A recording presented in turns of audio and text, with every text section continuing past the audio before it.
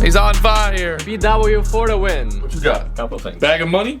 No, I got you a Chipotle gift card. Oh, okay. Feels the way to my heart. And food. the second thing, to me, it's very sentimental. Okay. I think there is. All right. Let's see. So, What you got? So I kind of created it, of course, with ChatGPT, kind of like Yeah. an animation of this picture. Oh, that's epic, man. Because you have the ads and two cells. Yeah. And I put a little PW over here. I look way better than my dad. That's all that matters. And I know your Yeah, my Landon, yeah. So PW. I tried to do some research on your dad's. Yeah. AW, LW, PW. That's awesome. Hey, thank you. You're welcome. I like this guy already. Straight from Bulgaria, baby. We're importing them around the world. All right, we're fired up. Thursday morning. What's good, chat? What's good? We got a special guest today, all the way from fucking Bulgaria. I don't even know where Bulgaria is. New friend, Danko. What's poppin'? Thanks for having me, though. Yeah, Pleasure well, to meet hey. you. Thanks for coming in. You got this BDH shirt on, ready to go. What's your trading style? What do you do? Buy low, sell high? I'm trying to set up some levels on the bigger time frames, trying to see a break and obviously a retest. I like your bull and bear flags. I mean, I think everything comes to support and resistance, every single strategy. The easiest strategies are the most obvious ones, right? Follow the trend, wait for the breakouts, momentum. Don't try to pick the top, don't try to pick the bottom. Biggest problem for most traders is trying to do exactly that. Been in, Miami now for a hot minute? A little bit over a year now, trading, doing my masters, playing tennis, paddle, racquetball. What's the secret to being good at tennis? Practice, helps you to build it up. But I do believe that it's a lot about the mental game.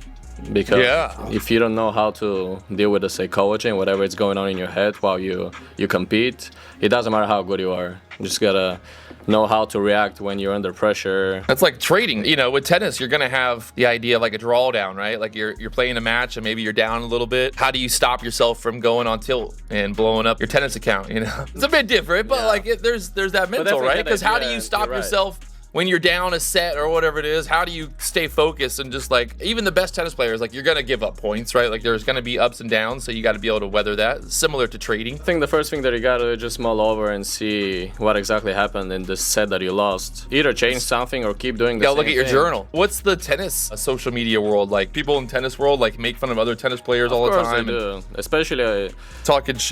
Tennis technique, English skills, all this stuff. Because there's some players that are very rude on the court. What's your feeling about that? If you kind of stay in the boundaries and just don't cross it and try to be respectful all the time, I like it because it pumps me up. Yeah. I like to argue, I like to fight, I like to break rackets, I like to curse. What got you into day trading? You said you got into the Forex game. When I went to college, I got introduced to trading by the assistant basketball coach. He offered me to teach me for free. 3 times a week, and this is exactly when COVID happened, so I went back home. We still kept having the lessons online, and I remember my first trade, I made $6, and I was so happy. It's the hardest, easiest job in the world. Just the other day, I had that $26,000 winner. To be honest, I got short, and then all of a sudden the market just fucking dropped 100 points. It kind of just worked out in my favor, but I mean, there was definitely a little bit of luck in that. What's been the hardest part for you, kind of learning trading? And actually, I met a person, he introduced me to futures, and I mean, obviously I was gonna pick it up pretty quick because I have some trading background. The things that I really been struggling with in these 4 years: emotions,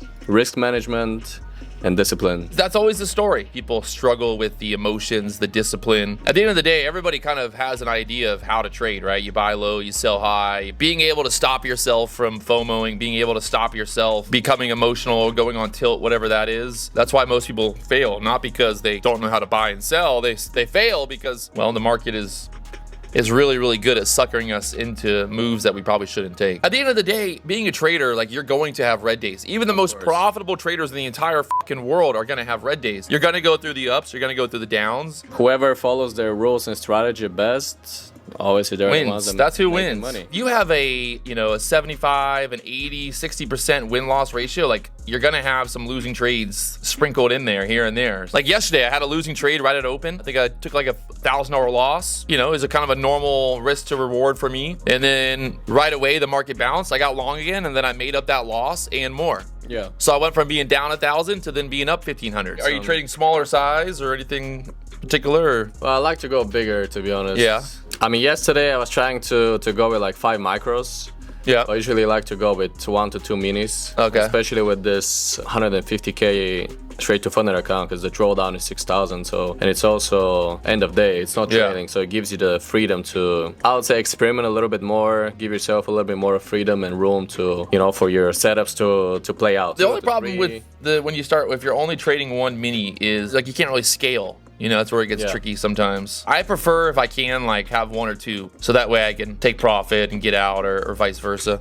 Just scale a little bit different. I mean, I was gonna ask you, I think that you're gonna say that you prefer this type of market than the one that was 5-6 years ago. You love this market when you're on the right side of it, you know, when it works out for you, but you hate it when it doesn't. Yesterday I was trading and I'm sitting there and I'm like, all right, I'm not taking profit until I'm up 150, 200 points. Where back in the day, if I would have had 200 points in one trade, I would have thought I was the god of trading. But now we're getting those. That's literally just every candle. Biggest profit day on a Forex account, 5,000 and something. Okay. 5,000 ticks.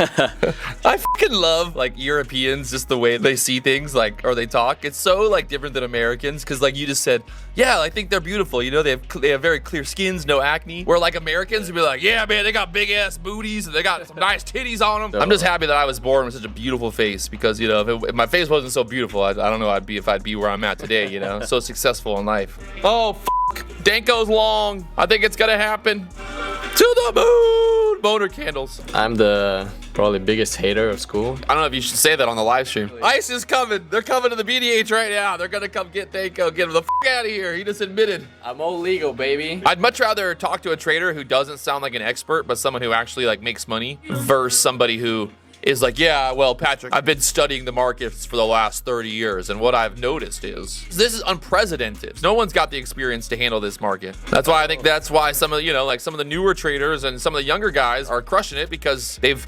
learned to trade in this volatility, right? That's how you trade Patrick Williams concepts. You did it? You locked it in? Yeah. Oh, man, this guy, he's on fire. 100 points to the downside. Do we let it ride, chat? I gotta channel my inner rake trades. Patrick, let it ride. Let it ride. He got filled. He got filled, chat. More freedom in Bulgaria? I would say so. Really? More than America? Nobody cares what, I mean, nobody cares, like, well, here you're being watched all the time. You gotta So, like, in Bulgaria, if I said you were like would like everyone be like mad and want to cancel me, or like how does that work? Well, if you say it to somebody to the wrong person, they're gonna try to fight with you. But will I get canceled for calling somebody in Bulgaria? No. Okay, I'm moving to Bulgaria. We're gonna move the BDH to Bulgaria. What's the tax structure like in Bulgaria? Better than here. Better than here? Yeah. Is it cheaper to live in Bulgaria? It depends from which perspective you look at it, because obviously here you make more money, but a country gets more money from you because you gotta pay taxes. But at the same time, the key would be to make money in America, live in Bulgaria. That's the key. Am I gonna get kidnapped if I'm rich and walk around with my Rolex? I don't think so. It's would I blend in as like a local, or would they think I'm American? I mean, there are a lot of, especially in my city and in the capital, which is Sofia. There's a lot of redheaded gingers. Well, is there a ginger that is not redheaded? Well, you know, there could be a albino ginger. Just saying, could have white hair. Why do people want to come to America from Bulgaria? I think everybody is kind of like brainwashed and blinded that, you know, they're gonna chase this American dream. Have you witnessed the American dream now that you're here? For me, the American dream is you buy everything on credit, you buy your house on credit. Yeah, baby. American dream is to have as much debt as possible. I mean, honestly, the American dream was ruined the day that, you know, the wife, the husband have to work full-time jobs, have to put their kids into fucking daycare. If you want to buy a house in Florida, it's $1 million. Another thing is that people here are not smart with their money. Cars are probably one of the biggest issue for most people. Yeah. Because instead of just buying like the cheapest car that they can, especially for a man, I don't know about women, but like for me, when I was single, like the last thing that I want to do is drive like a cheap car. What they don't know is that you're paying 30% interest rate and you're paying $4,000 a month to have a car. How more are you going to impress someone now? Oh, I'm going to impress everybody. Like, I'm going to be so fucking impressive. You have it all. Why, you going to buy a Bugatti? No, well, maybe. You make your own situation in life, right? Like I look at it as like, if I don't take the risk, then I'm always going to regret it. I'm always going to look back and be like, man, we're going to go grab some lunch. We'll come back. Power hour will start at 2:45. 2:45. Power hour starts at 3 o'clock.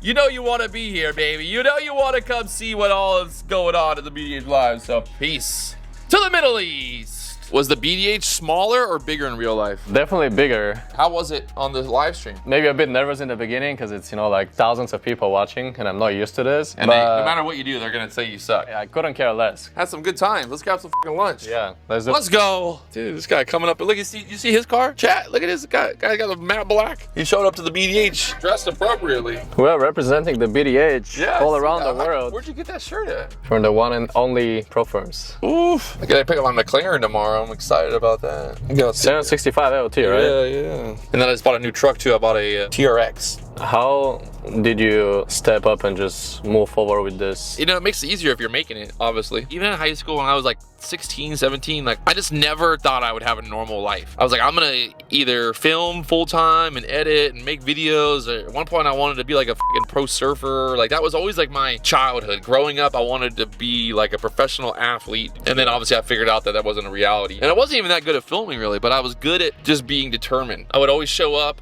I would always do the job. Like when I got a job filming, like I made sure that I always was the first person to put a video out, to like do stuff, to be on top of stuff. And I felt like the YouTube was kind of just that same exact drive of just being on top of everything. And then there was a lot of YouTubers that started when I started back in 2017, 2018, and they all quit. You're not making any money, but you're putting all this time and all this effort into it. And that's the same thing with trading, right? When you first start out, made $100 in a day trading, and I'm like, wow, you know, I'm doing it amazing. But like when you first start trading, like you can't live on trading. My favorite is people like, I want to quit my job and start become a trader. I'm like, terrible idea. That's the best advice. That's the worst. That's the worst thing you could do. It's also hard because it's so easy to look at everybody else and be like, damn, that guy made $1,000 a day and I only made 100, and you just get kind of caught up in that, and it puts a lot of like external pressure on yourself. Yeah. I think the best thing for new traders is like, don't look at social media, don't look at some guru on Instagram. Just follow your path. That's making $1 million. Yeah. You see some guy on fucking YouTube or whatever who's like, oh, this guy made $100,000, and you have no idea how he made it, or even if he even like really made it. And the problem too is like, especially with the prop firm space, is it's very easy to get lucky with the prop firms because you know you can get an account, blow it up. At some point you'll get lucky.